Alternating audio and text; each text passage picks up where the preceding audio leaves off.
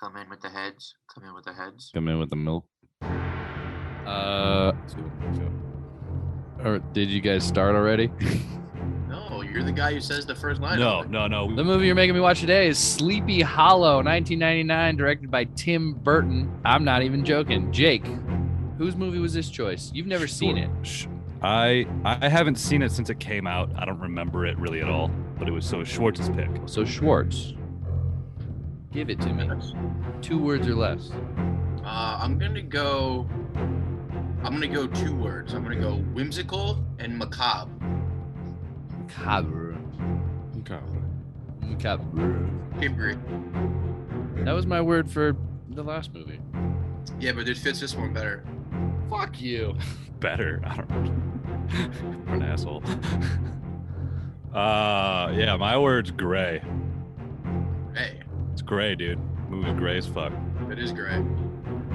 Gray. Well, Gray. that's my. Okay, I heard you. Gray. Okay. I'm saying My word's gray. my word for the movie that you're making me watch today was cartoonish. Very. That's Yeah, good. it's like a gray cartoon. Better than Schwartz's word. Macabre. Whimsical and macabre pretty much describe the whole goddamn thing. Nah.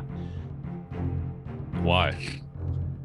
Why? I think Tell us gray. why. Gray describes it pretty good. Gray is the most on the nose description of that. Gray is the color palette. I'll give you that. And the Kinda. tone and the overall feel. Like It I was just very- felt like I was watching something gray. Monochromatic. Yeah. Originally, I heard it was supposed to be 4:3 and actually black and white. Yeah, they talked about it. That would have been cool. Mhm. I don't know if it would have been better. It would have been cool. Didn't Lebesky do this? Motherfucking Emmanuel Lubezki DP'd this movie. This is maybe his most disappointing work. It's in probably my his opinion. best movie ever made. What do you mean? This movie was beautiful. It was just like for Lebesky, I just found it like to be basic. Like he just used like smoke all the time, and like I said, just very gray. I don't Very, think like, Smoke was just- Lubezki's choice. Have you just ever seen any other Tim bland. Burton movies? Yeah, I don't know. Maybe it just didn't fit. Maybe I just didn't think they fit well together. I don't know. Another bad thing Jake says. Well, thanks for listening. Anyway, That's all we have all for right. you this week. So this movie is about a constable named Ichabod Crane, who's a New York detective. I think he's one of the first like CSI type guys. He's out there trying to solve crimes using science in the late 1700s, and he is kind of 1799, actually. yeah, 1799. He's kind of a dork. He's kind of a weirdo, but he's Johnny Depp, so every girl wants to bang him. He gets a special assignment from the late great Christopher Lee, and tells him he's got to go to the town of Sleepy Hollow to solve the mystery of the beheadings. And he gets there and he realizes that there's something supernatural going on, and it leads to the classic American fairy tale folktale of the Headless Horseman, who's played greatly by the great Christopher Walken. Guy fucking sharpens his teeth to fucking kill people. That's fucking badass. To enhance his menacingness. Yeah, and then he bites that bitch and just in her face in the end. In the end, spoiler. That was dope. Yeah, best role, I think Chris that- Walken. Best Chris Walken role ever. Top 10 Chris Walken role for sure. And he doesn't even say anything. Exactly. That's why it's top 10. He just kind of screams and growls the whole time. Seriously, that's what he does the whole time. I prefer a weapon of choice. It's better fit to work with. He doesn't speak in the Fat music Boy video Slim. Weapon of Choice. You're right. I forget. He just dances. Yep. This is a classic Tim Burton movie. It's a fairy tale told in a gothic way. You know, it's kind of like watching Nightmare Before Christmas if it was a live action movie. That's what I love about it. Everything about it like is super Tim Burton. There's the like actors tall, are skinny great. trees. Yeah, the actors were chosen perfectly. They're all chosen from like the old Hammer films. Hammer films was like the English version of like Universal horror movies, starring like Christopher Lee and Michael Gambon and a bunch of people. They like remade like all the Draculas and the Frankensteins in the 60s, 70s. for the British audience, and he said that Which was is the not. biggest. It's not. It's kind of it's kind of obvious when you see the actors in the movie, What do you mean?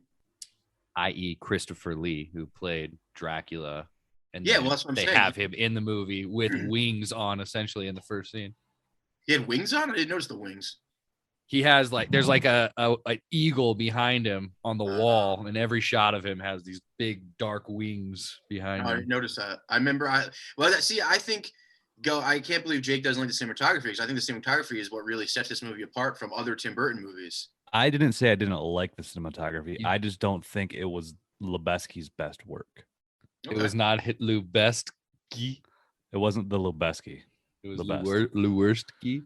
The best Lubeski. All right, what's your favorite Lubeski? I mean, like recently, it's a hard toss-up with Birdman. Probably Birdman, honestly. Children of Men. Children of Men. Children of Men's fucking dope. Yeah, and then I mean, Revenant's probably like an obvious one. I think Children of Men is definitely the best. I think, in my opinion, though, is because that's the movie where I knew who he was. I didn't know who Emmanuel Lubezki was when I saw this movie. So for the first time, but when Children of Men came out, I was like, "Who the fuck DP'd this movie?" And then Also, that's a good point. Yeah, I guess Children of Men killed it. To Jake's point, this isn't his. It doesn't exhibit his iconic nature in directing photography. Well, also, i.e., the oneer and just like there's no giant oneer in this movie. But that wasn't until he started working with Alfonso Cuarón, which he did a little bit before this. But like the wide angle oneers, I think that's more Alfonso Cuarón than it is Lubezki as far as like the origin of that. I think he adopted that after working with Alfonso Cuarón. Was Lubezki Gravity or was that someone else? It was It was Gravity. He won 3 Oscars in a row. He won for Gravity, Birdman, 3 in a row. Wow. Okay. Back to back. 2014, 2015, 2016. Killer, dude. No one's Birdman and Revenant. Birdman, Gravity, Revenant. Yeah. Yeah, wild. Pretty impressive. Wild. Yeah, so like those three. So those three in Children of Men, compare those 4 to fucking Sleepy Hollow. All of those 4 are right up there, out, up there like, with just, them. It's not that it was a bad cinema. It didn't like look bad. It just was like wasn't anything standoutish. Like there wasn't anything like iconic or epic about the cinematography, in my opinion. I don't know, man. The fucking chase scenes and the action scenes, like the going through the woods with all the foreground and the horseman jumping out of the fucking tree, and even just the scene where he throws the fucking the stake through the church window. Like, I don't know, man. I think this stands up with all of the movies. The difference is, I think, is that it's more Tim Burton-y than is Lubezki. Tim Burton's got a pretty heavy hand on anything he makes. Yeah, you're probably that right. Lubezki accomplished the Tim Burton look with vigor and I do. amazement. I think this looks a little different than other Tim Burton movies, only in that like it's more classical. And I don't know if that's the right word for it. It's more classical Tim Burton. No, classical. Maybe that's not the right word. I don't know. I kind of know what you mean. It's that period piece feel. It's like old. Yeah. It's just this like old, like I guess the period piece feel, like gothic. Gothic's a good word for it. It's just like that vibe, that old, like not medieval, but like macabre. Yeah. Macabre. I mean, I think the weakness of this movie is that it's a little simple at times, but that's kind of purposely, I think, because this isn't a movie that's supposed to like have a really complex story. It's not supposed to have like complex twists. It's based off of a fairy tale or a gothic horror, and it's just told in a modern day setting. Not modern day in the movie's modern day, but by a modern day filmmaker in modern day. You know what I mean? It's this movie's more about the visuals and the music, which is done by the great Danny Elfman. It kills it again. And the script is good, but it's sometimes a little too convenient, and I'll give it that. Like, I hadn't seen this movie in a long time, and sometimes like the way they explain things and the way things are found out, it's just a little too convenient. But I also don't think you watch this movie to go in and be like, holy shit, like this was the best script of all time. This is a movie about visuals, and most Tim Burton movies are about visuals. So I mean, I get it. I wouldn't even say it's a worse script. I mean, it's a cartoon, so it's based off of a cartoon essentially. Well, it's based off of a folktale. It's based off a folktale, but his been made into cartoons. Danny Elfman's. I mean, Danny Elfman has a big part in making anything cartoonish, but Tim Burton took that Horseman is the cartoon Horseman. It looks and acts just like the car. He's rearing up on the horse and he's flipping it. It's Darth Maul flipping the swords. Yeah, that's the guy who's playing the fucking without the head Horseman, which is rad. By the way, the Horseman is fucking crazy scary. That guy's scary as fuck, man. Like the scene when he goes after the family and cuts the wife's head off, then cuts the Deuce off, and the kids hide under the house, and then he realizes it and like smashes the floor. That was pretty epic. It cuts the kids head off. Yeah, well, that's another thing. I read that Tim Burton hates in movies where they spare children. He was like, we can't have that. It's unrealistic. It's a kid. Fuck, I'm not gonna kill it. Yeah, fuck that. Yeah. They didn't show it, but they just him plopping the tiny head into his bag is just enough to be like, damn. This is one of only 3 Tim Burton movies that are rated R. The other ones are Ed Wood and Sweeney Todd. I was gonna say, it's at times feels like a kid's movie, but I couldn't remember what it was rated. So I was about to ask you that. Well, I mean, this is one of the most bloody movies I've ever seen. Honestly, there's a lot of blood in this movie. I don't think a cartoonish amount. It's cartoonish because it's like with that gray back tone, like the red shit. It's like it's very red. It always stands out because it's like red on like gray. So it's always like when there's blood, it's bloody. That the color, because of the color palette they're using, the actual blood was bright orange on set. Because so to match with whatever that they threw on, it looked red. Which actually you see in one of the scenes in one of the flashback scenes with his mom. The color palette's different. It's like much brighter. The blood is very orange. You can see how it's like kind of very orange. Like, okay, they didn't really change it up in this the flashbacks were like brightened or whatever. Were the flashbacks necessary at all? I don't necessarily think. I think they were a crutch a bit to me. Sorry, what were you gonna say? I think it kind of puts you in his head though, because Ichabod. So I read the Washington Irving story because it's not very long. I read it.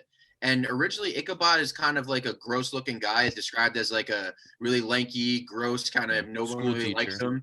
And I guess when Johnny Depp signed on, he was like, yo, I can put like prosthetics on and shit. And Tim Burton was like, nah, the way I want to make you like feel like the original Ichabod is that like your personality traits and your body movement and your the way you act is how we'll do it. So I mean, he's super squeamish. He's definitely a dork. He's also not a very nice Paramount guy. Paid for Johnny Depp, so they're not gonna put him in prosthetics. Sure, probably. But yeah, he was definitely a pussy for like a hero though. Like like supposed to be the hero of this movie. He was like scared all the time and Rico should have been the hero. Who's Rico? Oh, Rico. Yeah. Rico gets decapitated too, man. That was awesome. No, he gets halved. Rico gets halved. Dude. Rico, you have me. What was I gonna say? This movie was fucking comedic as hell too. Like hilarious. I laughed a lot in this movie. This movie was pretty fun. I think it was a delivery of Johnny Depp too. Like he was fucking hilarious. Like he was really funny. Yeah. There was at times where I'm like, what's the tone of this movie? Like, is this a horror? Is this a comedy? It was another one of those like hard to really like gauge. And it wasn't exactly like a horror comedy, but it just felt like it would shift a little bit. Schwartz was saying it harkens to the Hammer horror, which was a mix of genres. Yeah. Okay. I guess I'm not familiar with them, so. So Christopher Lee became famous for playing Dracula in the Hammer films. That's what he's known for. Okay. Yeah. He was great. Dude, a lot of Star Wars guys in this too. The Emperor's in this movie. Palpatine's in it. Yeah, Palpatine's in this movie. Yeah, that's pretty dope. I've never seen Palpatine that guy in any other movie before. Just Palpatine. Is that the guy from Beetlejuice too? The mayor or whatever? The dad. He was a dad in Beetlejuice. Alfred. Alfred was in it. Yeah, Michael Gambon. Yup, he came out of retirement to be in this movie because all those dudes are in this movie. Like all those dudes, like Palpatine, Christopher Lee, Michael Gambon, they're all from horror Hammer films back in the day. And Tim Burton said his biggest influence on this movie were the Hammer films and the films of Italian director Mario Bava, who kind of revolutionized Italian horror in like the same way Dario Argento did, and that like he used a lot of like practical effects and a lot of like really cool special effects that like you weren't sure like how they did it and everything. So that's pretty dope. Dope special effects. The original director was a special effects like supervisor for a bunch of movies before this. Yeah, Yeager. And he wanted it to be much more of a slasher film than whatever the Paramount wanted. I think it was gonna be like low budget as well. Low budget. Well, yeah. Once Tim Burton got brought on, like they gave him a bunch of fucking. No, I think it's like I don't even know. I mean, would you consider it a B film? I think it was like $100 million movie. Yeah, I know it's definitely up there. So it's probably a B film, money too. Like it was very successful in the box office. Yeah, for sure. I mean, you got Johnny Depp and Tim Burton. This is like prime Johnny Depp, Tim Burton, Danny Elfman, Lubeski, and it's fucking ILM's doing the fucking big money. Yeah. But originally, I don't think it wasn't. And then then they're like, oh yeah, we can make this huge. Because everyone knows that story. Like it's a popular story, or at least I can see that. Then. Yeah. I can see it being like, all right, well, let's do here, make your movie, and then they're like, all right, well, let's do this. All right, now it's a 70 to 100. Well, so Andrew Kevin Walker, the guy who wrote Seven, wrote the original screenplay of this movie, and supposedly, like you were saying, it's a lot more. It was a lot bloodier, I heard, and it was a lot darker in tone. And then Tim Burton came on and was like, well, this is cool and all, but a little bit more to my liking. I'm gonna make it a little more lighthearted. You know what I mean? Because all Tim Burton movies are dark in palette, but they're always kind of lighthearted. Like no matter which one it is, they have a whimsicality, if that's a word. Yeah, it has they have whimsical qualities to them. It has, and they always have a good message. It's always a good build. Like the underdog is always it's always rooting for the underdog. It's always a good message in the end.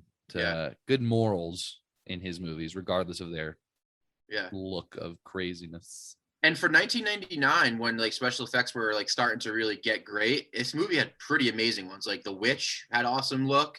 When Christopher Walken turns back into a real person was fucking epic. Like that was sick. That looked like really when his head comes back. Yeah, that looked awesome. I mean, it was kind of cheesy. What? That looks sick. What? Okay. Go watch that again. I was and the witch and the witch. I would like when he meets the witch in the cave and like her eyes pop out of her head. That was cool. Like it was special effects that looked like special effects. Like it was acceptable for 1999. That was like drag me to hell shit. It's that like good, man. The Matrix was the same year and it definitely looked better than this. I guess. Mummy. Shit, though. The Mummy was the same year and it looked better than this.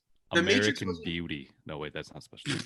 The Matrix wasn't making like crazy like facial changes. The Matrix was like using like practical camera, like bunch of practical cameras to kind of revolutionize shit. It's not Jar Jar Binks looked better than this. No, Jar Jar looked fucking. That's not true at all. Fire compared to this. You can't say that with a straight face. Jar Jar Binks looked better than the. He's laughing as he's saying this because he knows. I'm just saying.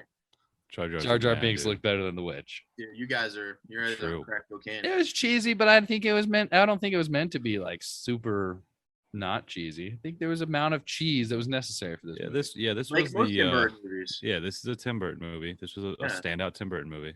It's think a classic. We're doing what Tim Burton does. I think Tim Burton was like killing it in the 90s. This was like the end of the 90s. This was the end of not the end of a great reign, but this was like toward the end of his run. He was Tim Burton. He was already Tim Burton killing the game. He made great movies after this, though. I mean, he made Big Fish. He made I don't know about great, but Big Fish was good. Big Fish is a great movie. Some people consider Big Fish his best movie. Well, some people are idiots. As far as critics go, and like the actual it's the only movie he ever got nominated for an Oscar for, I think. This movie won an Oscar.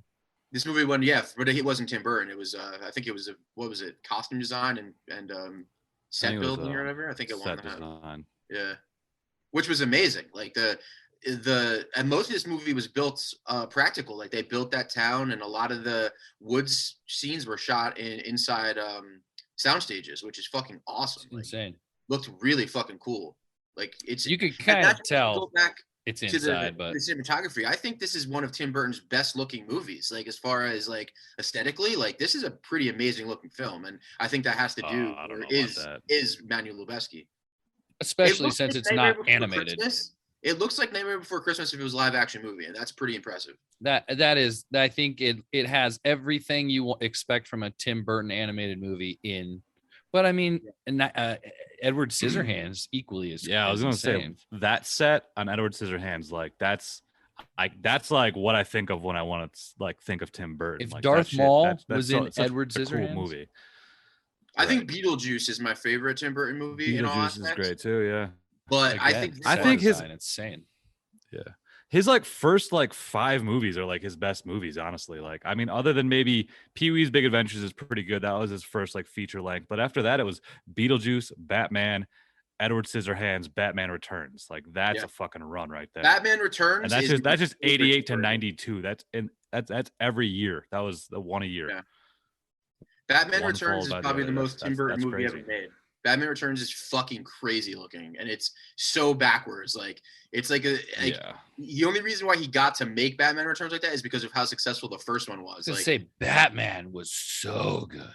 Yeah, but it didn't have the look of Batman Returns. It was much more grounded. Batman Returns looks like a fucking comic book. Yeah, think Neon. Of the beginning of Batman Returns, where they're like going and like following the river, and it's that Danny Elfman score, that classic Danny Elfman score. Very much like this movie opened. Yeah, it's what like, people the beginning think of Batman Returns now when they think of Batman. That's the sound. That's the music they think of. And I'm not gonna lie, Danny DeVito's Penguin is probably the best Batman villain ever put on film. That's completely wrong and no, it's not. To say, He's but terrifying, dude. Whatever. He was fucking terrifying. He is. Super, Heath Ledger is a close second, but I'll take Danny DeVito's Penguin over that. What would you rather have had? What's his name? Burton's Superman movie, or this movie? Superman Lives. Superman Dies, I think it was, wasn't it? No, it's called Superman Lives.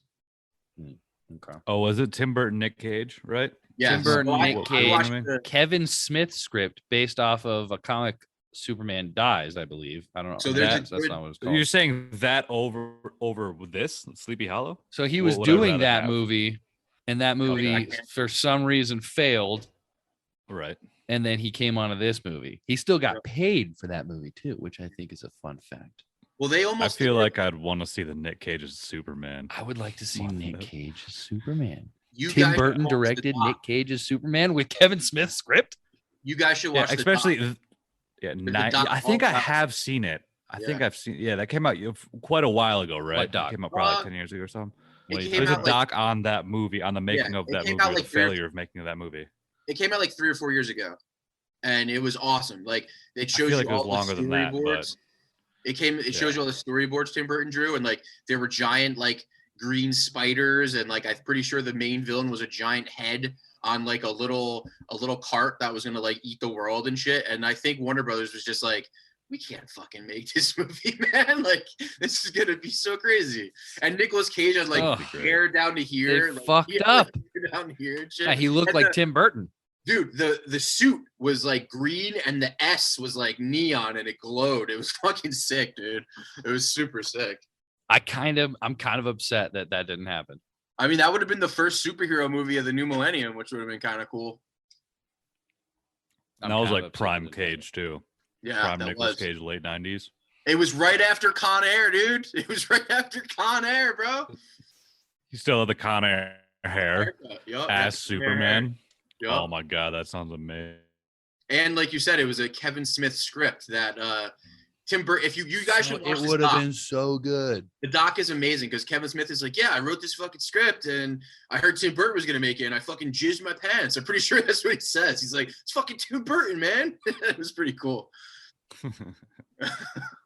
Yeah. No, that would have been awesome. I mean, but I still love this movie. This isn't in my top like.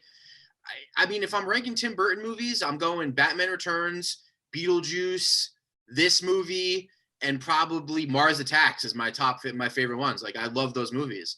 They're just entertaining as fuck. I mean, Nightmare Before Christmas has to be there, but he didn't direct that movie, so I can't say it. Did you ever see Dumbo? No, I have not seen Dumbo. Was it good? It was bad. Was it? That's his newest movie, right? It was bad. Yeah, I forgot he directed that. Did he direct that? He did. So he just kind of fell off, huh? He has not been making good movies lately. Like, I don't think a lot of this, like, one I noticed, like, this is kind of shitty. Even Charlie and the Chocolate Factory, not that good. Sweeney Todd was his last great film. If you're talking about great films, Sweeney Todd was his last. Not great. It's not even great, but it's good. I like it. It's a good movie. It's an above average film. It's made by a good director. All his imprints are there. Do you think? Yeah, it looked like it looked and sounded and felt like a Tim Burton movie starring Johnny Depp. Are you sick of Johnny Depp in Tim Burton movies? Very similar to this. I thought. Are you fucking sick of Johnny Depp in Tim Burton movies? Hey, let's have a weird gothic looking movie with a crazy awkward Johnny Depp. Action. Sure, that's fair. Yeah. That's fair. That's why by the time they got to Charlie and the Chocolate Factory and Alice in Wonderland, it's just Tim Burton telling old stories in his way. That's what it's been for a while now. Charlie and the Chocolate Factory sucked. I'll give you that. But I enjoyed the hell out of Alice in Wonderland. I thought that was a pretty great. I liked Charlie over Alice. What? I like Charlie over Alice. For sure. Charlie and the Chocolate Factory was one of the worst movies I've ever seen. Tim Burton's version of Willy Wonka was terrible. Like Johnny Depp's take on Willy Wonka was horrible. Like Johnny Depp needs to fucking hang his hat up on Tim Burton movies. That's what needs to happen. Yeah. Should have done it a long time ago. The thing is that this was the third one. Sleepy Hollow was the third one, and it's the three best. Beetlejuice, Ed Wood, and this. Those were three amazing films. I even say Sweeney Todd. He was great. Not Beetlejuice. Awesome. Yeah, Beetlejuice. I think Scissorhands is probably his best with. Oh, I'm sorry. I meant to say Scissorhands. Yeah. Sorry. Yeah, no, I know what you're about, but yeah, that's probably my. I mean, the Batmans are probably my favorite, and then Beetlejuice, and then Beetlejuice is number one. Beetlejuice is my favorite Tim Burton movie by far. Yeah, that movie. Yeah, it's hard to. For me, it's hard to pick between Beetlejuice and Scissorhands. It's just a little bit more fun than Scissorhands, in my opinion. Scissorhands is a little bit more dramatic, a little bit darker, and where Beetlejuice is just straight up Michael Keaton fucking psychopath. I'd put on Beetlejuice probably before I put on Scissorhands. But visually, Edward Scissorhands, like all the white picket fences, colorful town, and then that fucking hill up to the fucking dark house, that's epic. Like that's just epic as hell. That's probably my favorite cinematography or look of a Burton movie is Scissorhands. Okay. I give you that. That's not bad. That's not bad at all. I'm sick of Johnny Depp. Unique and clever.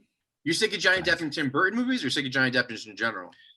In general, I'm just sick of Johnny Depp. I'm kind of with you. There was a time where what's fucked up is I'm gonna pick the next movie and I thought got Johnny Depp in it. I'm kind of mad. I mean, after the Pirates movies, I'm kind of with you. I think he was great in those Pirates movies. He was really good, but he's also kind of just playing a cartoon version of every other character he's ever played. And I think he's a great actor. He's a great actor. Collecting paychecks. But he's awesome in those movies though, man. He's really awesome in those movies. But after that, I'm kind of like, all right. Maybe it is kind of over. Maybe his time is kind of done. I think he did his own stunts in Sleepy Hollow. That's kind of cool. I read that too. Drag behind horses and shit. Yeah, that was pretty cool. The horses were fucking dope, man, and all those action scenes, like real horses. Fucking real. Yeah, most of them were fake horses. Yeah, I saw that they were mechanical. Yeah, Christopher Walken wasn't gonna ride a horse. Yeah, he said that. He went like this. Ride horses. Yeah. You gotta put teeth in my mouth. I'm not gonna talk. What do you want? I go like this. Ah!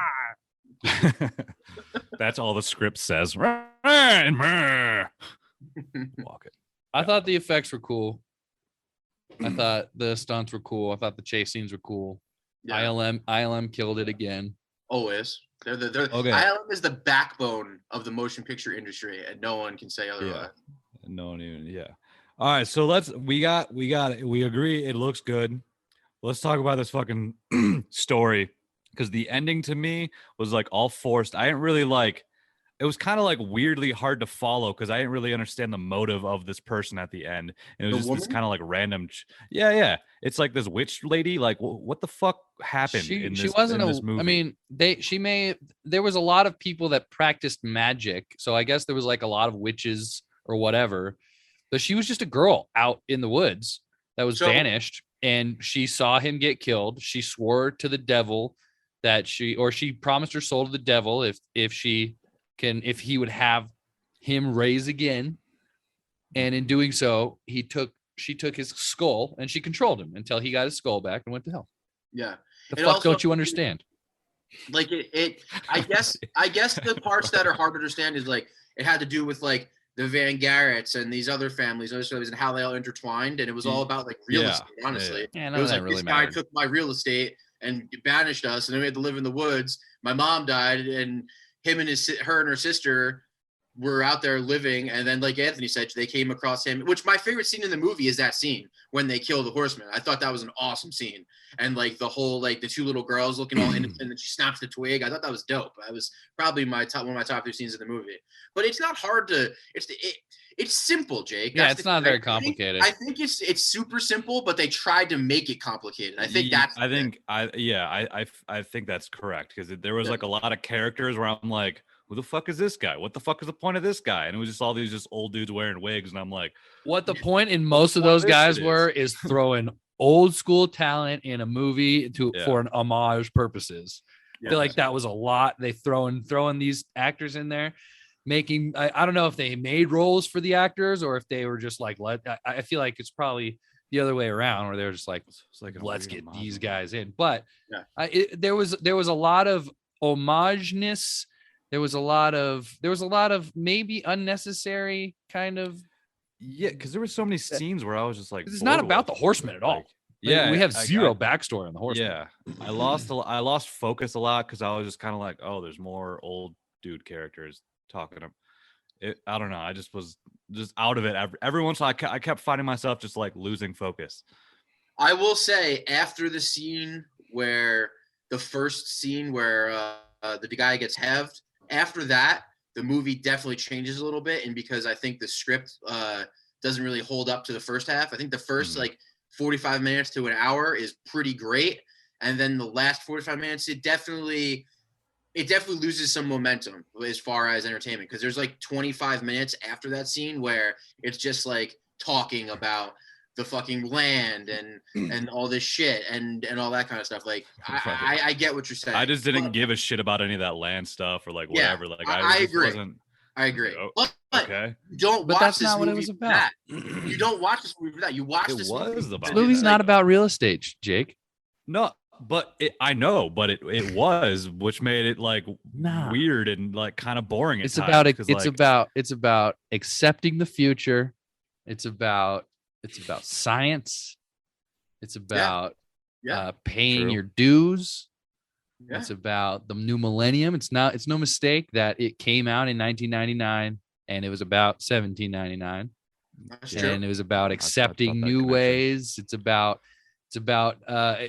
we were all scared of the computers exploding. All of our computers were about to turn on us in the new millennium. That literally he references like the new millennium. We dodged a bullet there. We definitely dodged a bullet. Yeah.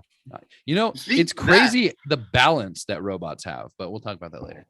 Have you seen the Amazon robot you can buy now for $1,000? It's like this little dog robot you can have in your house to be like a companion.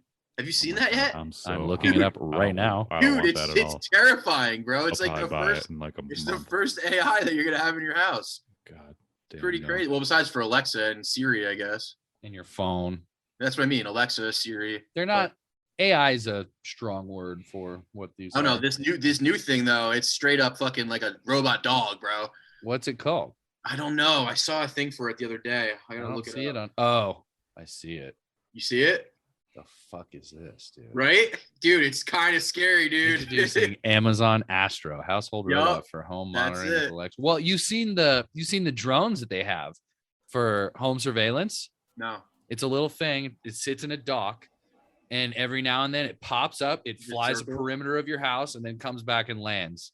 That's crazy. That's crazy. It's. Get the fuck out of here with all this. Yo, man. Fuck out of here with all this. But I this. like that you said that, though. Like, those things, I didn't even think about that. This movie is about those things, like science and the fact that you can use science to solve crimes and everything. Like, and I liked how funny this movie was, man. Like, every now and then, I literally was just laughing. Like, Johnny Depp's reactions to things. Like, how many times did he faint in this movie? At least 4. It was pretty great. The fainting scenes were awesome. He is the best. He is the best hero. I mean, it's my favorite type of hero. He's kind of a loser. Yeah. I kind of wanted to see, or I kind of now knowing that I kind of want to see him in prosthetics acting like the original cartoon character or the original written character. But have you guys seen the Disney movie version of this? Yeah. Okay. I have. I don't really remember, but yeah. Tim Burton. So if you notice the scene when he has the dream, or not the dream, the scene where Rico pretends to be the headless horseman and scares him, if you listen carefully when he's walking, the toads are saying Ichabod, Ichabod, Ichabod, and that's straight from the fucking Disney movie, which is pretty awesome. Kind of remember that in the movie now, and the cartoon. That's pretty cool. That's what the original cartoon was about. It wasn't even about the Headless Horseman. It was about like it ends with Rico scaring him away, and they never see Ichabod again. Really? I didn't know. I never seen the whole thing. I think the story is about him he's a school teacher. He comes into town. He falls in love with the girl. Rico doesn't like it because he's super superstitious. Rico dresses up like the Headless Horse. There's rumors of the Headless Horseman throughout the whole thing, and then Rico dresses up whatever his name is. Dresses up as the Headless Horseman, scares Ichabod away, and Ichabod's never seen again. So it could be interpreted as the Headless Horseman was real and he took him away, or Rico just dressed up as him and scared him because he didn't want to take in his girl. Interesting. Either way, way boring story. Yeah, I was gonna say that doesn't sound interesting at all. It's super boring. Yeah. I think it's just the mythology of the Headless Horseman that is talked throughout the story, and that's the scary part. Ichabod Crane was a school teacher in the original story, and they changed him to a cop in this one, which is way better. Yeah, detective. Yeah, it made it almost like a weird noir as well in this movie. Exactly. It was like what a genre bender this one. Constable Crane. Yeah. Horror genre. Yeah, police. Comedy, noir. Police, like a police, detective kind of whodunit type of thing. I even love the scene when he's chopping the tree for the first time and the blood is just splashing out of his face, and then he just there's so many blood squirters. Totally unnecessary. When he's dissecting a dead body and blood squirting, I don't think that happens with a dead body. Yeah, but it's a Tim Burton movie. Fuck it, dude. I want more blood. He came out covered in blood. What I also love about this movie is like I read that Tim Burton said that like his favorite movies are horror movies, and if you think about it, this is one of the only horror movies he ever made. Like Beetlejuice, not a horror movie. Edward Scissorhands, not a horror movie. Batman, they're not horror movies. They're like fantasy romances. And this one had romance, but this was a straight up horror movie compared to like all the other shit he ever made. I feel like there could be an argument to be made that those are all horror movies in some kind of way. Beetlejuice, and I guess, but they're more like they're definitely dark comedies over horror movies. Yeah, Beetlejuice would be like a supernatural comedy. I don't know. Yeah. It's like a dark comedy as well. But the subject matter would be considered, I think, horror. I mean, it's about a ghost haunting the family. Edward Scissorhands is almost like a romantic fucking comedy with the dude with scissor hands. Yeah. But again, arguments can be made it was horror. My sister was like terrified of Edward Scissorhands as a child. Yeah. You know what my sister was afraid of? I still make fun of her to this day. I mean, everyone was afraid of it, which was Jaws. But she was afraid of Jaws. I know, but she used to think he was in the toilet. She wouldn't go in the toilet because she thought I wouldn't go in our jacuzzi. We had like a jacuzzi on our deck, and I wouldn't. Fuck that. There's sharks in there. Duh. Yeah. My aunt had a big pool when I was growing up, and in the pool there was a giant light, like a giant round light, and it used to terrify me because that scene in Jaws where Richard Dreyfuss dives under to the boat and the light is there. So I would get terrified anytime I'm under the water. I saw that light because all I ended up picturing was like I'd look down and like this giant shark would come and eat me. What terrifies me is the fact that he drops the tooth right there. What the fuck, dude? You're not gonna you weren't under attack. You dropped the tooth. The one thing that could have proven your whole point, you drop it because you got scared. What a pussy. What a pussy, dude. Fucking fuck. Hoopa drives the boat, Chief. We should watch Jaws. Talk about fucking great first movies. I mean, that's Spielberg's first movie. Yeah, he was 13 years old when he made that movie. 27, but close. Second, and then at 21 years old, he made Schindler's List.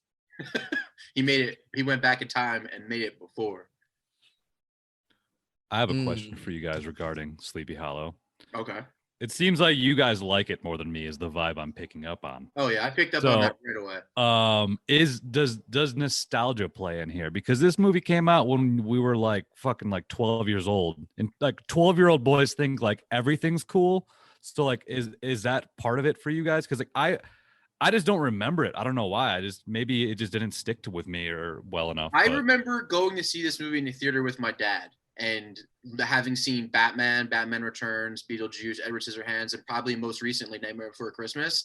And I was like, yo, I want to see this fucking movie because it looks like Nightmare Before Christmas. And this is the heyday of Tim Burton and Johnny Depp in a way. Like they were on top of the world at that point. And I think the visuals, obviously, like every Tim Burton movie, and the dreariness and it's striking. It's a memorable movie visually for sure. Like there's things in this movie that I will never not be able to see. You know what I mean? Like Christopher Walken, like there's some of the shots with him, his teeth out are pretty crazy. Some of the beheadings, like the head spinning, were fucking epic. Like, and it's a comedy. It's a straight up fucking comedy in most ways. Like even when Johnny Depp's like fainting because the horseman grabs a fucking head from his dick, from right by his dick with the sword, like that's funny. Like I don't know. I think this is just a movie that I remember seeing in the movie theater. Like there's not many of those I remember seeing that were like that, like really great movies. Like, but it's good. Like you said, we were 12. I think when I started getting into movies hardcore, I was probably like 15 or 16. So this was before that. Like it's not until like Departed and shit like that's where I was like really obsessed with movies. Like this was before that. So it sounds like nostalgia plays a pretty big part. Yes, you're right. 100%. No, that's you're fair. right. Makes Definitely. Sense. Nostalgia. I think a little bit for me, but I don't know. It's not like it's not like this is a go-to movie every Halloween for me, but I still like it. Right. Yeah. I still like it. I guess I do remember. I remember like loving Christopher Walken's character in it. I didn't realize how little of a part he actually has in this movie. He's in it for like 4 minutes and all he does is rah! But I forgot he was in it. I always remember him. Yeah, I forgot. I always remember him being great, and I feel so a little bit nostalgia for me, but I don't think so. I don't think that I think watching it again recently, because I haven't watched it in a while, I enjoyed it. I enjoyed it on an adult level. Yeah, it's a really good movie. It's not the best movie, but it's really good. At least I think so. And then also like knowing, like when I first watched this, for sure I didn't know who Lubezki was. So watching it with that in mind, it just already made me enjoy it a little more. Yeah. Yeah, I definitely didn't know who Lubezki was when I was like 13. So no. Like, and nor did I know what said, really cinematography was when I was 13. He didn't really have the Lubezki style in this movie that we see from him today. But he didn't have that style in general, really. Like his movies didn't look like his newer movies back then. He made like the movies that we are aware of. Know. Yeah, this was 20 years before. Children of Men, 15 years before his. Or Y Tu Mama Tambien and Children of Men were the first time that style became a thing. That was when Lubezki style became Y Tu Mama Tambien and Children of Men. That's the Lubezki style's birth. That's when I started liking it. I gotta watch Y Tu Mama Tambien. It has the long wonders and all that shit. Like and it's also Alfonso Cuarón. So that's why. I remember liking that. I saw it in high school. I just don't remember it. I've seen it once. It's a good movie, but it's a drama. It's a drama. Yeah. So it's not as entertaining as Children of Men. It's a good team. Good. Also, you gotta read. It's in Spanish. That's not a problem. I don't mind subtitles. Yeah, that's not a problem. Schwartz hates subtitles. Y'all know I watch Korean movies every single day of my life. Speaking of that, have you guys watched that new Netflix show? Which one? It's like Squid Ink or something. No, I saw that. It's like Battle Royale. It's fucking amazing. You gotta check it out. You'll fucking love it. I watched a couple of the Korean shows on Netflix. Yeah. There's some good ones. Koreans make pretty great movies. Pretty great entertainment. Oh yeah. So yeah, this was our second in the box office to The World Is Not Enough. Oh, Sleepy Hollow. Yeah, from what I think I saw, it made a lot of money. Very successful movie. Yeah, it's $100 million budget, and I think it made $100 million profit. This is before people were sick of Tim Burton and Johnny Depp. Yeah, this was like people were excited to see it. This was like the height. They did another one. That's because Tim Burton hadn't made a bad movie before this. This was still in his range of great films. True, good point. Yeah, he was still killing it at this point. Yeah. I think the Tim Burton movie that changed Tim Burton was Planet of the Apes. That movie was the first one you were like, really wasn't up to par. I remember liking it when it came out, but again, I was like, no, it's not good. But what's good about it? I haven't seen it since. So what's really cool about it is the practical effects. Like all the apes are not CGI in any way. They're all makeup. They're all practical, which is pretty dope. But the new Planet of the Apes movies, Matt Reeves movies, those movies are epic. Those movies are fucking awesome. They're well done. Yeah, they're really good movies. No, I think Burton was just like his 88 to 92 run, which was mentioned earlier. Yeah. That's the best Tim Burton, and that's like early Burton. Yeah, for sure. Then there's other shit I haven't even seen recently. Like there's like one called like Big Eyes or something like that with like Christoph Waltz. Christoph Waltz and Amy Adams, I think. Amy Adams, yeah. It's based off of a cleaner or something like that. Yeah, and I want like just those two people in a movie together. You think you'd want to see that, but like I remember just like seeing the trailer or whatever, and I'm like, this looks fucking shitty, and I never saw it. Did you see it? No. Yeah, see? I kind of fell off. We're not even watching Burn anymore. Yeah. I don't know what happened, but. Well, it's the thing Tarantino says. It's like it's why he doesn't want to make more than like 10 or 11 movies because he doesn't want to get burnt out and make shitty movies. Yeah. Like he doesn't want to start making movies for the hell of making it. You know what I mean? He's a firm believer in that. Like you make movies that are good and then you stop when you got nothing else to say. Better to burn out than to fade away. Exactly. Yep. That's what he said in interviews. I'd rather go out on top. You guys Christina Ricci fans or what? I am, but she was kind of shitty in this movie. Did you notice that? I agree. I did notice that. She was almost like reading. Yes, like, yes. Blah, blah, blah, I fucking wrote that fucking note down. Yeah. She just felt like she was, because I don't know if she was like having trouble with the accent or some shit. She just seemed very, like most characters in the movie seemed very like bland and like forgettable. A BTS thing where she was talking about how she was having trouble with the accent. She didn't want to overdo it. She didn't want to underdo it. She was like 16-year-old American girl, and she's trying to deliver well, be like a whatever era. Yeah. You know, if they were to make this movie today, who'd be the perfect person for that is Christina Ricci. No, Anna Taylor-Joy. She would have killed that role. Oh, she just love her in everything. I do. She's look at her. She would have been. You're right. She's the best. She would have nailed that. Dude, that new Edgar Wright movie. She did the Witch. I can't fucking wait for that. Yeah. It looks so good. Yeah, just take her and the Witch and then put her in Sleepy Hollow. Boom, nailed it already. Or Hocus Pocus. What? Put her in Hocus Pocus. Hocus Pocus is such a good movie. Such a good movie. Just give us Anna Taylor-Joy and everything. It's fine. Yeah. Anya. What is it? Dude, Anya. She's gonna be fucking. She's gonna be what's her name in the new Mad Max prequel? How sick is that? Oh yeah, that's right. She's gonna be Charlie Stern's character. Furiosa. She's gonna be Furiosa.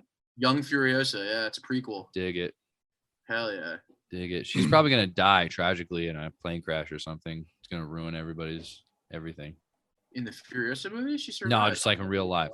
Don't say that. Don't put that. What an omen.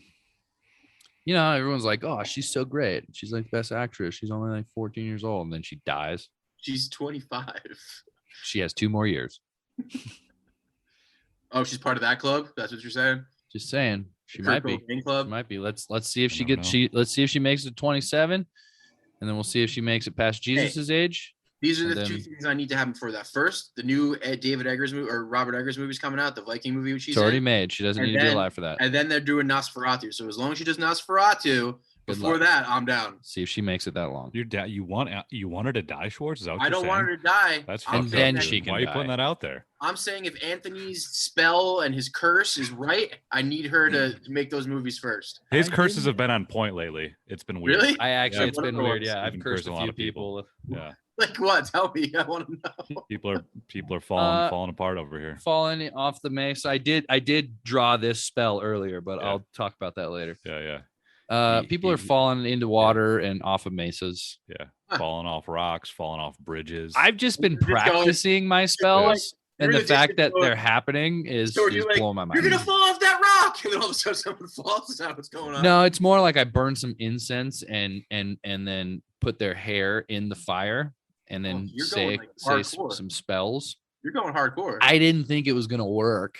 Hey, it is the season though, right? Here's the thing: Halloween is approaching. I don't have Anya Taylor-Joy's hair, so unless you can get that for me, Schwartz, or her eyes, or a lot of things. If I plucked her eyes out, I feel like I could just kill her right then and there. That's true. That is true. I'm not trying to kill Anya Taylor-Joy. I'm just saying.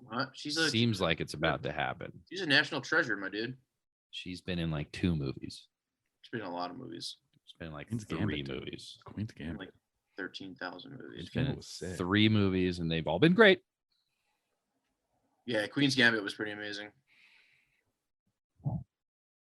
Disagree. The Witch was so good.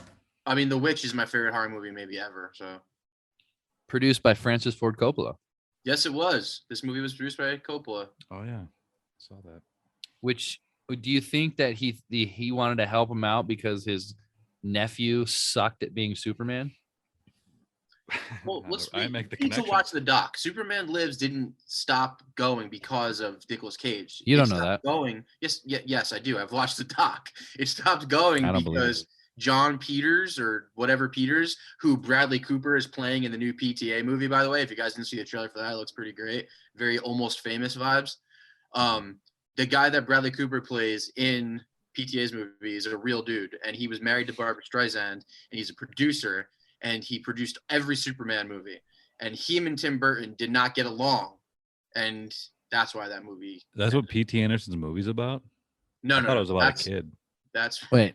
So why did Francis Ford Coppola cancel the production? He did not cancel a production.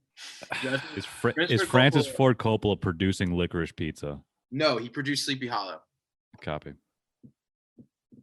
Licorice Pizza was also Nick Cage in Sleepy Hollow? No, he's not. Missed him. Nick Cage as Headless Horseman. That would have been great. I can see it. Yeah, he was the one doing the action scenes. No, that was Ray Parks. That was Darth Maul. My bad. Yeah. Also, and some character from X-Men that nobody gives a shit about. I was about to say the lizard dude from X-Men. Yeah, I don't even remember his name. Reptile. Yeah, there you go. Interesting. What about favorite scenes? You guys got favorite scenes? Oh, when Darth Maul gets cut in half. Good one. Or when Darth Maul cuts the guy in half, yeah. Cuts Rico in half. Rico! Actually, the sword play in this movie was pretty epic. Like the especially the horseman fighting him and that's the cool. Okay, that was a great scene too. Ichabod actually fighting with Rico. I didn't expect that. Like he actually tries to help him out, and his character didn't seem like he was going to be doing any of that shit. I thought that was pretty dope. Yeah, I was thinking the same thing. I was thinking, oh fuck, he's helping, and then I was thinking, well, if you're a fucking man in that situation in that time, you either cowardice yourself away from and you'll be a coward forever, or you fucking jump in and help. I think he had no choice. Exactly. But I thought the same thing. I was like, that's kind of uncharacteristic of Ichabod, but you know, when you gotta be badass, you gotta be badass. What happens if Casper Van Dam lives? He's gonna be like, thanks for jumping in, bro. Yeah, for sure. I mean, it happened right there. As soon as he did, his whole demeanor changed. They're like, all right, well, we're this together now. You know what I mean? Which was not what he expected, for sure. I thought that was good cool. Scene. That was a good scene, and I love that. And that's kind of when we start learning that there's a motive behind the headless horseman. Which I thought was cool. I'll give it that. Like the fact that someone was controlling him by having his head was actually a pretty cool thing. I thought that was pretty dope. That was the best part of the story, was that. And I thought that was dope. It was a cool explanation. Was it cool that it was her doing it for her motives? Yeah, that's what I thought was maybe weird. Not, but it was like the motives was the one. What motives do you want? What motives do you want? She's just a selfish bitch that wants people to die because she's not getting her way. I just like some sort of supernatural demon or some shit. Exactly. Like what if she was trying to like rule the world or something? Why does someone? Yeah. Well, why does someone have to control the headless horseman? Why can't he just be some crazy motherfucker killing people? Because that's boring. I don't know. I thought this movie was kind of boring. There's a 25 to 30-minute stretch that is kind of dull. I'll give it that. But it's not bad. It's not boring. It's just a little dull because it's a little, I don't know. Like, I think this movie tries to be more complicated than it is. And it's not very complicated, but it tries to be. Probably. It's a simple movie. I like this movie. This is a top 5 Tim Burton movie for me. I'm not saying I don't like this movie. I'm just saying. It's definitely top 5 because he's probably made like what, 8 and 6 of them suck. He's directed 18 movies. Okay, 16 of them suck. No, probably like 7 of them suck. 8 of them suck. Definitely half. Definitely half of them suck. He's made 10 great movies. I'll give him that. The fact is, he made 18 movies. All right, let's give him credit for that. Credit. Hey, here's credit. You make 5 dope movies. You could do whatever you want after that. I guess. Yeah. Like make 13 bad movies. That's correct. I'm gonna go through the list and we're gonna figure we'll rate good or bad. Ready? Okay. Here we go. Oh, easy. Here we go. I think it starts with Pee-wee's Playhouse. All right, hold on. Pretty good. Oh yeah, okay. What do you guys think of Pee-wee's Playhouse? I mean, it's a bad movie. I think it's an interesting movie. I'll put it in the good side of his work. I mean, that's his first film. It's like iconic, so I'll give him props on that. All right, here we go. I enjoyed it as a child, so I'm gonna give it good. I'm gonna give it a thumbs up. All right, here we go. So you got Pee-wee's Big Adventure. So good movie. There we go. One thumbs up. Beetlejuice. Thumbs fucking up. Batman. Good movie. Love it. Up. Edward Scissorhands. Good movie. Love it. Batman Returns. Good movie. Good. Ed Wood. Good Never movie. seen it. Mars Attacks. Good movie. Starting to fall off. No way. Right, though. Mars Attacks You're was right, though. amazing. Starting to fall off. After Batman Returns, it starts to slowly fade into. Let's call this a plateau right here. Wait, hold on. What don't you like about Mars Attacks? That's one of the most entertaining movies. It's fun. Ever. It's certainly fun, but it's not a great movie. It's a fun movie though, for sure. I like it. That is an actual B movie though. That's a B movie made for a big budget. That's what that movie is. I'll show you a B movie next week on our podcast. All right. Planet of the Apes, shitty movie. Big Fish, good movie. Charlie and the Chocolate Factory, shitty movie. Corpse Bride, I never saw. Yeah, thumbs down. Thumbs down from the rest of the way up. I don't even need to read them. Sweeney Todd was the good. rest of them block. Go ahead. And then after that, thumbs down. Yeah, it's all bad after that. I'd say after Batman Returns, it kind of plateaus. Yeah. Plateaus Ed Wood, Mars Attacks, Sleepy Hollow, and then starting to drop at Sleepy Hollow. And then you got Big Fish and you got Demon Butcher, whatever, Barber. Terrible. Todd, not a great movie. On the way out of into the bat.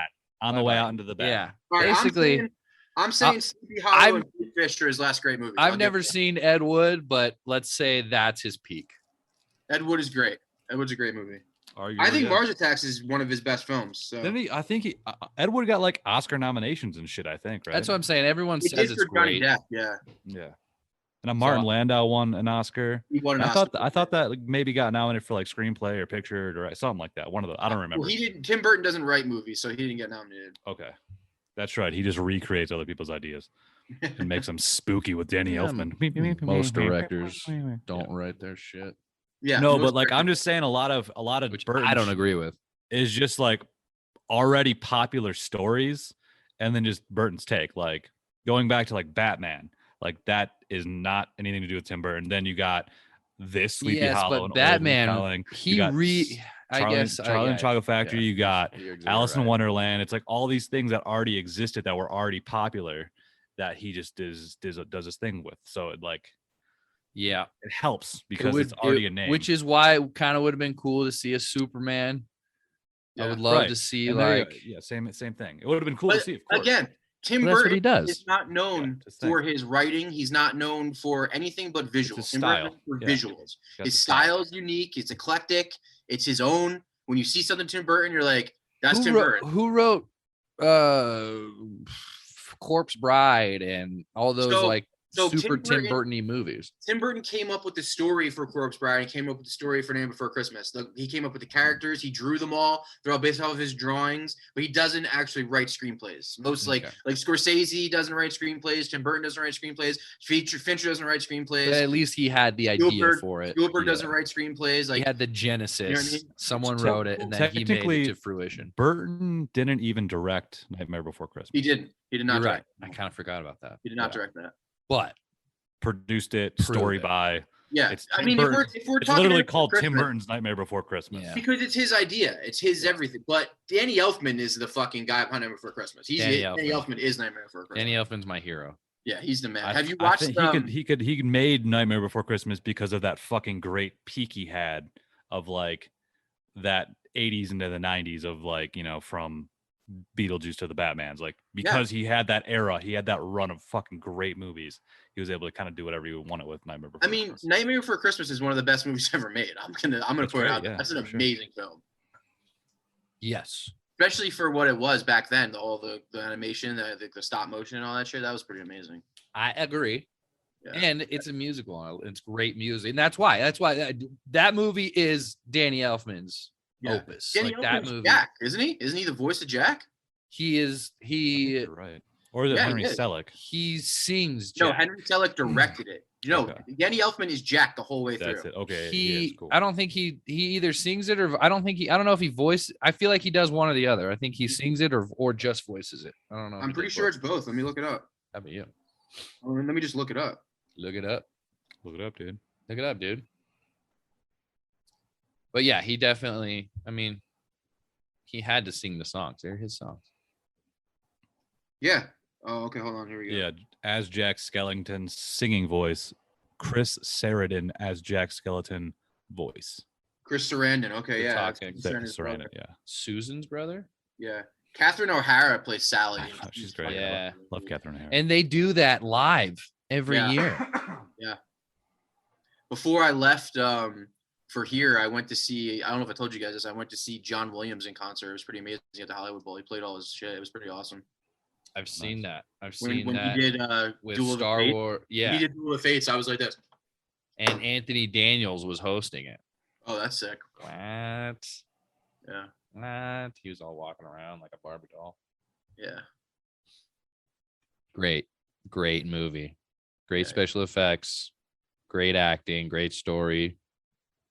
What are we talking about? Are we talking about this movie still? Yeah. Yeah, Sleepy Hollow. Oh, okay. Anything else you got to say? ILM kills it again. Like always. Yeah. Let's rank it. Ranking. Number 1. Really? Yeah, why not? Fuck it. This list dude. is getting crazy. Fuck it. You're just throw them wherever. You really number 1? Come in with the milk. No, I don't know. Okay. Look at it real quick. Number 3. Kidding. What movie was this? Sleepy Hollow. That's right. I thought we were doing a different Tim Burton movie. So when did you watch this movie? I watched. Just kidding.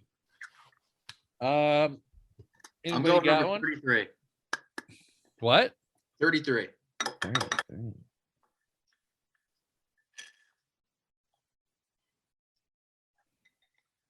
I'm gonna go 52. Right under Face Off, right above Border. Those are 3 fucking great movies. Yeah, well, they're in my bottom half. Yeah, but you know, we all have opinions. Yeah, they're like and you assholes. think yours is always right. You guys both had classic lines right there. I love you guys. Did you invent those lines, Schwartz? No. Are you a line inventor? I'm the line inventor, baby. Mayor of Hollywood, line inventor. Number 16 for me, right above the Godfather trilogy. Ooh. Both Coppola produced movies. Get fucked. Coppola. What up, Copes?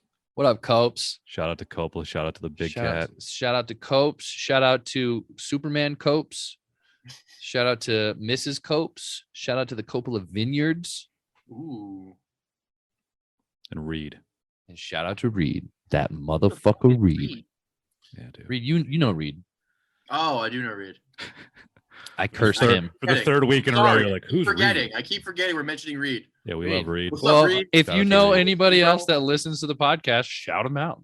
All right. Thanks, Davidson. Thanks, Danny. Thanks, Tiara.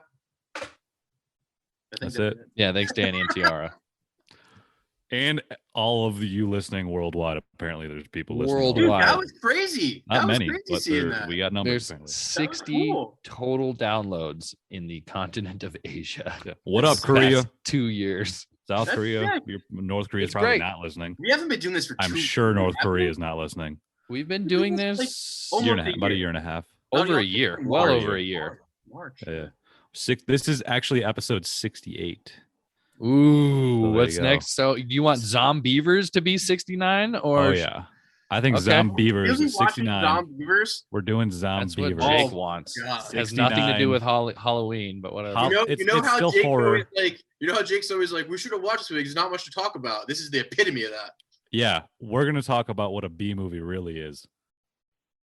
Like your home movies. Yeah, this I made. Zombievers is I make a some movie B I movies. made. No, I didn't make this movie. I wish I So we're made this watching movie. Nightmare on I Elm was just No, filmed we'll do- myself we'll do jerking off Nightmare- in the bathroom. Call that a B movie. We'll do Nightmare the following week. Nightmare will be the week of Halloween. Oh, okay. Copy you. Right? That I thought that's what you wanted. Like the week of Halloween. Isn't Nightmare. Don't we need 3 movies? Don't we need 3 more movies then? We got this. We got no, because this will be on the second week of October. And then Baby Driver's the first week of October. Fourth week. Okay. I forgot we did and then we got then we'll Cannibal Holocaust. Cannibal Holocaust came out dropped already. Oh yeah, that's right. So yeah, honestly, the last 3 weeks of October will be starting with this one.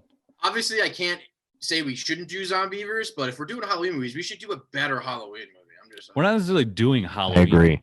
Yeah, No, what? That's why. That's what we're doing. We're doing Halloween movies. You should save Zombievers. You should save Zombievers for later, and we should do another classic Halloween movie. Honestly, I'm gonna say no, but whatever, because it's still a horror movie, and it's it's not. It's not a horror movie in any way. Listen, we can break from break from what we wanted to do, and we'll do Zombievers, and then we'll come back around with Nightmare Before Christmas. I mean, Nightmare on Elm Street. There we go. Oh man, we should have done like The Shining or something, man. We haven't done a Kubrick. Hey, you had your pick. I have mine. I know, but I thought we were doing Halloween movies, man. I thought that was the thing. We were doing horror themed movies. Nah, Halloween. It was Halloween. Well, is Nightmare on Elm Street a Halloween movie? Yes, of course it is.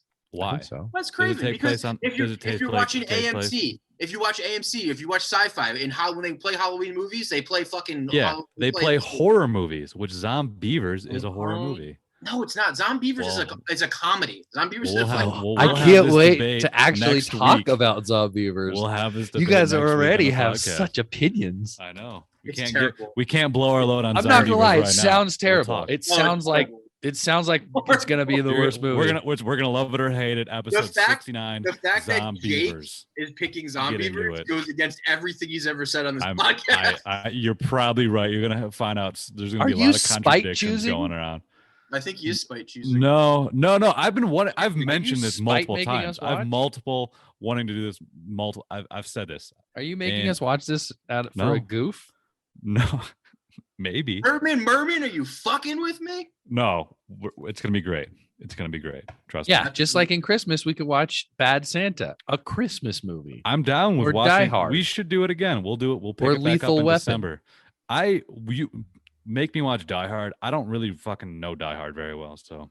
Really? Yeah. I mean, save it for Christmas. I feel like we gotta watch all 3 of them. All right, fine. After the third one, they go downhill, but we should watch all 3 of them. What? The fourth one's better than the second one for sure. The one with Justin Long, Kevin Smith, Timothy Oliphant. Right. It's not bad. You're right. All right, that one's good. We can watch 4 of them then. The one I don't know. I'm not gonna lie. I haven't seen the 5th one. The third one's the best. The third one's not a Christmas movie, though. I don't know the difference between. Nor is the 4th one. Really, the only 1 and 2 are Christmas movies. The difference in the third one is, Jake, is that Samuel L. Jackson's in it, and it's pretty great. And it was made in the 90s. Yeah, that's with a vengeance, right? Yeah, and it's made in the 90s, which the 90s are way better than the 80s. I think I know I've seen some of them, but it's like those I don't know the difference. Like have you seen all the Lethal Weapons? Yes. Again, kind of same placement in my mind of I don't really remember the difference between any of them, but I have seen them. I'm gonna go right now. Lethal Weapon's better than Die Hard, in my opinion. I think the characters are better. I think it's more fun. I think the music's better. I think it's way more complex. Who directed the Lethal Weapons? Richard Donner did all of them. Well, he did the first 4. Actually, no, he did all of them. Yeah, he did 4. We've done the Goonies, so we did the Goonies. Yeah. So we gotta wait on that. Wait, who directed the Die Hard movies? Who directed the Die Hard? The first one was John McTiernan. Actually, I don't know. Yeah, that sounds right. Or McTurney or something. No, the third one's definitely John McTiernan. I don't know about the first one. Well, Francis Ford Coppola. Francis Ford Coppola's Die Hard. That's the real John title. McTiernan did the first Francis Ford Coppola's Die Hard. John McTiernan did the first one too. All right, cool. Now I have a machine gun. Haul. I don't know that reference. I can't believe we're gonna watch Zombievers. Jesus Christ. I'm not gonna watch it. I won't watch it, and that'll be my opinion. I didn't watch this movie. Like Georgie said. Remember that? He's like, I didn't watch this movie, so I'll get my opinions. It's like, what the fuck are you talking about? It'll be great. It'll be great. It'll be great. Thanks for listening to another episode of Making Watch Movies. Next week, we're going to watch Zombievers against everyone's will. Yeah. Now I just got to spite make you watch a movie. I'll think of something. Fine. You're going to hate it. We should watch a movie about hunting. We did. We watched The Deer Hunter. Terrible. Yeah, we should watch a movie that was awesome. The second best walk-in movie we watched. He won an Oscar for that movie. It's a great movie. He should have won an Oscar for The Horseman.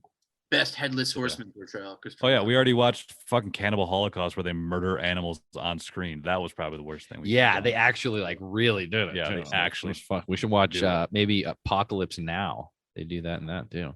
Did we watch a Coppola movie yet? At least Apocalypse Now. The Godfather trilogy. It was like in Cannibal Holocaust. It was just like, hey, let's kill this and film it. I feel like that's Didn't I say that in the like Cannibal Holocaust felt like a shitty Apocalypse Now? Well, you can't really compare the two, but all right. You can't, but Francis Ford directed both. Exactly. You know what the best part of Cannibal Holocaust was? The score. The score was actually pretty dope. Yeah. I liked the happy music on top of the Italians really know how to make scores. Yeah. Italians. Arrivederci. That's true. They know how to make music. Yeah. And by the way, did you guys hear about R. Kelly? Probably going to jail for life. No, what happened? He got indicted on all accounts. He got guilty. What did he do? He did a lot of bad things. What happened? Did he get caught up in the Me Too movement or something? Nah, he got caught for what he did. He came in with the milk, if you know what I'm saying. Hey, you. Yeah, you. Thank you. Thank you for listening to another episode of Making Me Watch Movies. We've been doing this for like 2 years now. This is episode 60 motherfucking 8. Next episode, 60 motherfucking 9. That's Jake's episode. Jake chose to watch Zombievers. I don't know if you noticed, but it's a little Halloween theme for the month of October. I know the first one was Baby Driver, but we have Sleepy Hollow. Next week, we're going to have Zombievers, another horror movie classic, or soon to be cult classic. And then after that, we're going to have another Halloween classic, my favorite movie for Halloween time. You'll just have to stick around to find out what that is. Meanwhile, follow us on Instagram, Making Me Watch Movies, MMwM_podcast. Follow fucking Matt Davidson on Instagram, Intelligent Pantalones, Smarty Pants in Spanish. Shout out to him, shout out to DL, shout out to T fucking K, and shout out to Reed motherfucking Shill. Listen to us next week when we watch and review Zombievers. Bye-bye. Shout out to the big cat. Meow.